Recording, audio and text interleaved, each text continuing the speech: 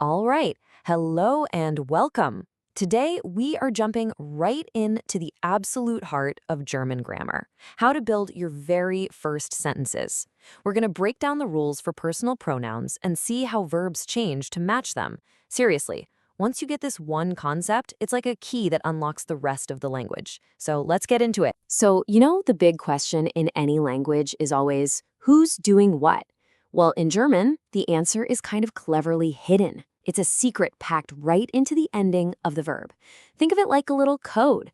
And by the end of this, I promise you'll know exactly how to crack it. Okay, so to get started, we need to know the names of our two main puzzle pieces.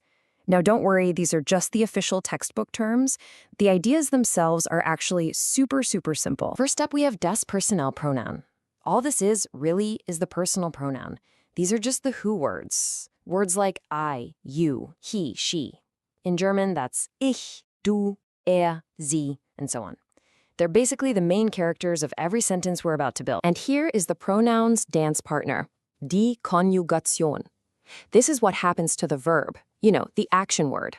I love thinking about German verbs as little chameleons. They change their color, or in this case, their ending, to perfectly match the pronoun they're with. It's just like in English when we say I go, but she goes. That little change, that's conjugation. So let's see how this actually works in a real conversation. We'll start with the pronouns you're going to use all the time.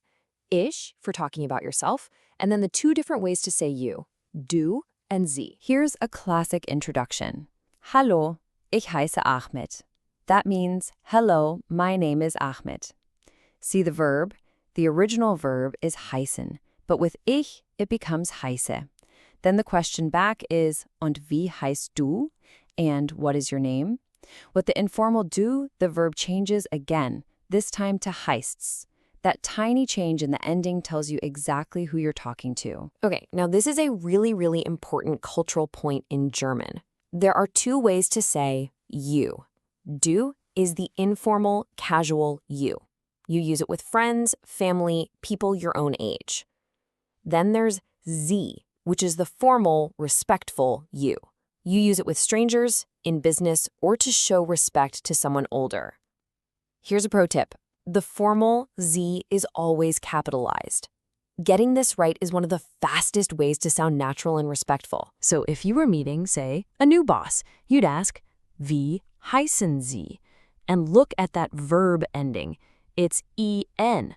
So right there, we already have our first three patterns. Ich takes an E, du takes an ST, and the formal Sie takes an EN. Each pronoun gets its own special verb ending. Awesome. So you can introduce yourself, you can ask someone their name. The next logical step is being able to talk about someone else. And this is where er for he and sie for she come into play. Let's check out an example. Heißt Ahmet means his name is Ahmet. And sie heißt Elif is her name is Elif. Now notice something really useful here. Look at the verb. It's heißt for both of them. The verb ending for he, and for sie, she, is exactly the same, a simple t. That makes things a whole lot easier to remember. We've covered talking about single people, so now let's broaden our view and talk about groups. This is where we get into the plural pronouns. Wir, which is we, ihr, which is you all, or y'all, and sie, which means they. Okay, don't let this table intimidate you, because there are some amazing shortcuts hiding in here. This shows the full pattern for a regular verb, kommen, which means to come. So look at sie es, kommt. It has that T ending we just learned. Now look down at ihr for you all. It also ends in T. Ihr kommt. So you could say, kommt aus Berlin, he comes from Berlin, or ihr kommt aus Berlin, you all come from Berlin. Now for the easiest pattern of all. Look at wir, we, sie, they, and the formal sie, you. They all use kommen, the original form of the verb. So you can say, we're coming morgen, we are coming tomorrow, or sie kommen mit dem Bus, they are coming by bus. Easy, right? So most verbs follow those nice, predictable patterns. But just like in English, every language has its rebels. The two most important irregular verbs are sein, to be, and haben, to have.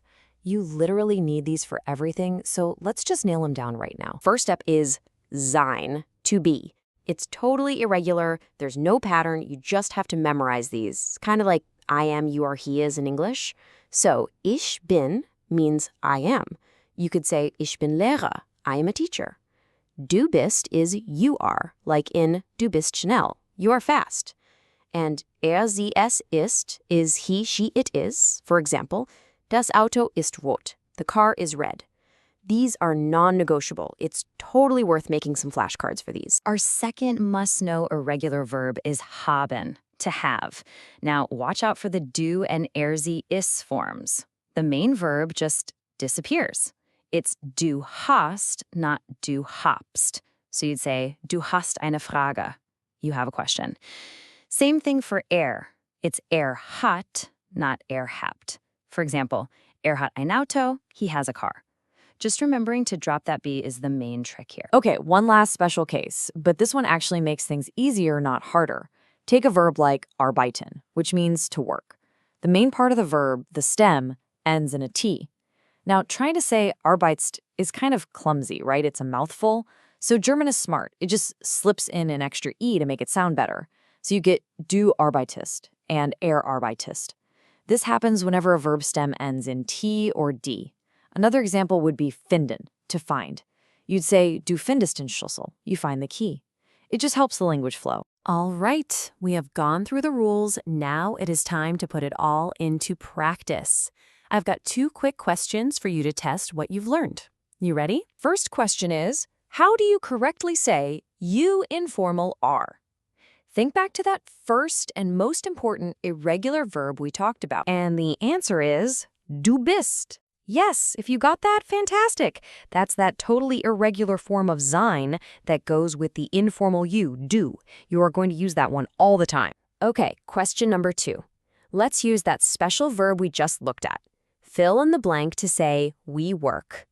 Wir, blank, and the verb is arbeiten. What's the right form? The answer is wir arbeiten. Perfect. Remember that awesome shortcut we found?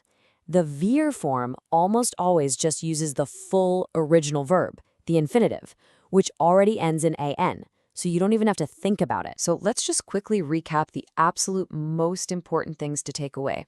First, pronouns, the who, and verbs, the what, they have to match. That's the whole game. Second, knowing the difference between the informal du and the formal sie is so important. And third, your number 1 priority should be to memorize sein and haben.